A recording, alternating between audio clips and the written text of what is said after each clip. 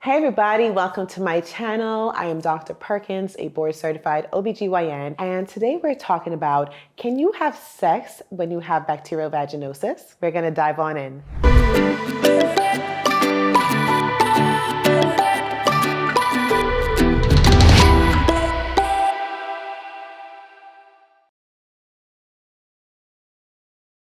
In this video, we will be talking about bacterial vaginosis, which I'll refer to as BV often, okay, one and the same, and the signs and symptoms of bacterial vaginosis. We will talk about, is bacterial vaginosis sexually transmitted, and can you get it from a man? And of course, we'll answer your question, can you have sex while having bacterial vaginosis? Come on in, let's talk about it. So what is bacterial vaginosis? It is an infection of the vagina. It's actually categorized as a type of vaginitis, which is infection of the vagina. Lots of medical terms here, but they all essentially mean that in the vaginal space, we have a flora. A flora is a composite of different bacteria. We have yeast. We have several different things that live there, organisms that are really there to help to protect your vagina, to help to promote a healthy space, to help keep you normal and healthy. And if that gets disrupted in any way, we may have issues and infections that can really kind of cause us to not feel so good down there. With that, know that a bacterial vaginosis infection really happens in a female in the vaginal space. And I'll tell you why I mentioned that, and I harp on it a little bit here on my channel because we hear a lot about a man having a bacterial vaginosis as well, and it doesn't quite really work that way. And so we'll talk about it a little bit further in this video. For now, I really want us to be clear about what bacterial vaginosis is. Most commonly, this infection is caused by a bacteria called Gardnerella vaginalis. You don't really need to know that, but it is the bacteria behind the infection. And what happens is that this bacteria normally lives in your vagina. It's supposed to be there. We want it to be there. It is good for it to be there. It just becomes a problem when that grows more than it ought to. And so this overgrowth may cause an infection that you might not even be aware of. Yes, you may have bacterial vaginosis and not know that you have the infection because the majority of people have no symptoms whatsoever. Very different from something like a yeast infection where you have irritation and swelling and inflammation or discharge. This infection can be silent in the background, and unless it's tested for or you happen to have some kind of symptoms or problem down there, we might not know that it's going on. You might not know it's there. The good thing about this infection is that it is not necessarily a type of infection that will hurt you as far as, shortening your lifespan, causing cancer, or anything like that. It's just an infection in the background. How do you know when you have this infection? The most common symptom, if you do have one, is having a very fishy smell in the vagina, especially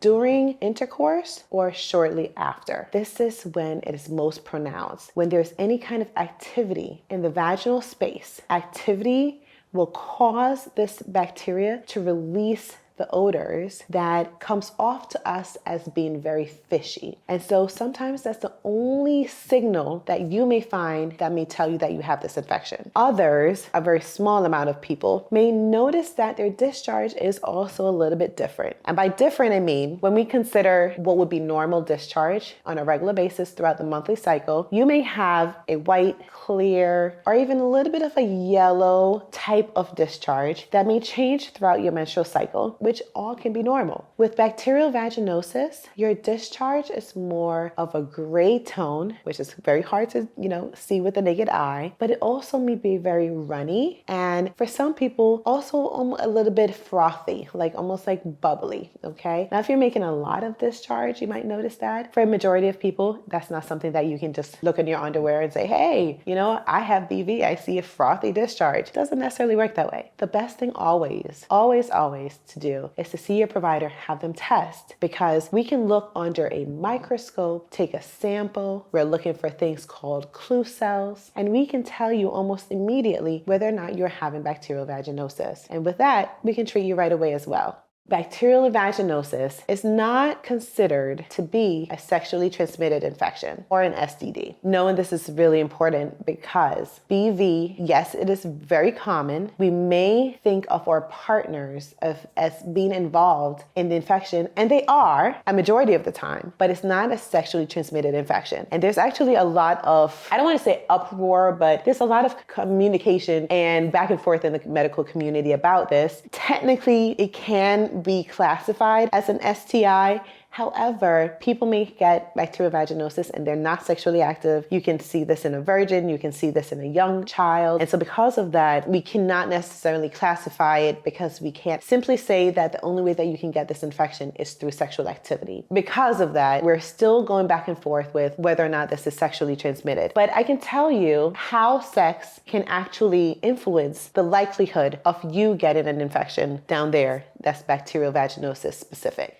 Bacterial vaginosis often occurs when your vaginal pH increases. So let's talk about pH. This is a scale that goes from 0 to 14, and this tells you how acidic or basic something is. And so when we think of acid, we're thinking about even like bleach, stomach acid, right? When you have acid reflux, it's a lot of acid in the abdominal space, in the stomach, in the GI tract that may cause a disruption in your digesting of foods and things like that. That's an acid. Things that are more basic could be things like the cleaning supplies that you use at home. They tend to be more alkaline, more basic, or even like the waters that you drink. And so on one side, we're very acidic, and the other side, there's very heavily alkaline or a base in nature. And then in the middle at number 7, so 0 to 14, the middle will be 7. This is the area where we're more neutralized. And so things like water in general would be a pH of 7. Sperm is around a pH of like 8 to 9, depending on the male. They're more neutral. Vaginas love to be acidic. They want to be on the far left side here. In general, a normal pH for a vagina would be 3.8 to 4.5 on the pH scale. A low pH means that you're more acidic. A high pH means you're less acidic. If the vagina becomes less acidic, meaning it becomes more basic, more neutralized, the likelihood of you getting bacterial vaginosis increases. We know from so many different types of tests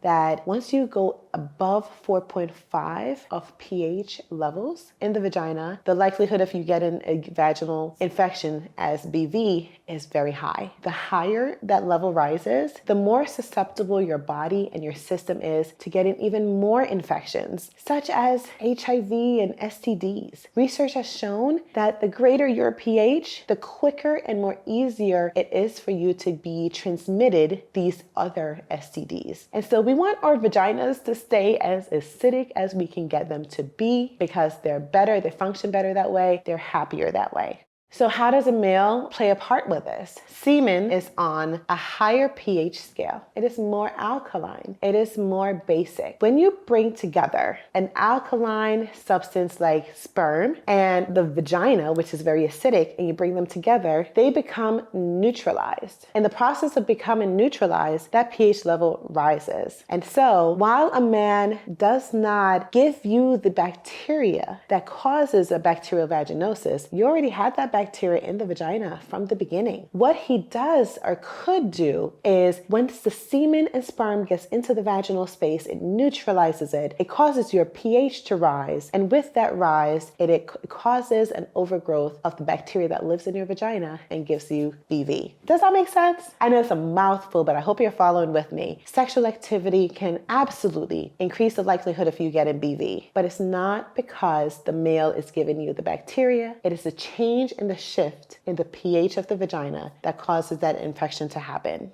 To dive in further in this conversation today, I actually have a video where we talk about men and how they can influence getting bacterial vaginosis. So you can go ahead and check that video out if you'd like to. And I want to give you one more tidbit of information today as we talk about sharing BV from person to person or the influence of one to another. I've had this question quite a lot as well when we have a patient that has BV and they get recurrent BV infections, they may say, hey, Dr. P, is it possible for me to pass this infection on to my partner, whether it's a female partner or a male partner? No, you will not pass that infection on to your partner if the partner is a male. What could happen though is that we all have bacteria living on our bodies. Males do, females do. We can pass things from person to person, but a male is not able to have a bacterial vaginosis infection, considering how the infection is diagnosed and what it really consists of. It consists of the flora and a pH change in the vagina. So a male is not able to have that kind of infection. But can bacteria pass on to a male? Absolutely. Will that bacteria necessarily cause him an infection? Not necessarily, but it can be transmitted from person to person. From a female to a female, yes. From a female to a male, no. From a male to a male, no. I hope this helps, and I hope you've learned a little bit today about, can you have sex with bacterial vaginosis? Yes, you can have sex anytime, right? Yes, but I know that's not the purpose of our conversation today. Is it safe to have sex when you're having bacterial vaginosis? You can still have it. Yes, most people are having sex and have bacterial vaginosis, but do not know that they do. Okay. The important thing is that when you do know, or if you have symptoms, or you question whether or not you have bacterial vaginosis, that you be tested and you be treated. You can absolutely have sex. The likelihood of you passing something on that would be detrimental to a partner is very slim, very low. And so you don't have to worry about that. I will say though, that as you get treated for these types of infections, you may want to refrain from sexual activity, especially if you're using the treatment that goes in the vagina. And that's because you really want that medicine to work. You want it to sit in the vagina and be effective. You may want to refrain from sexual activity for about 7 days. If you are taking the pill treatment for BV, having sex is completely fine. Thank you so much for being here today. It's been a pleasure talking about bacterial vaginosis and our bodies, and I hope you learned something today. I have a free gift for you. I'd love to share with you a free version of my ebook, Hormones Don't Lie, because they don't. We are hormonal people, and with that, I dive into the hormones of the female system, how they influence our lives, and I want to share that information with you. To get that, click the link below and you'll be receiving that to your email very shortly. Thank you so much for being here. I'm Dr. Perkins, a board certified OBGYN, and I'm so glad that you joined me today on my channel, and I'll see you next time.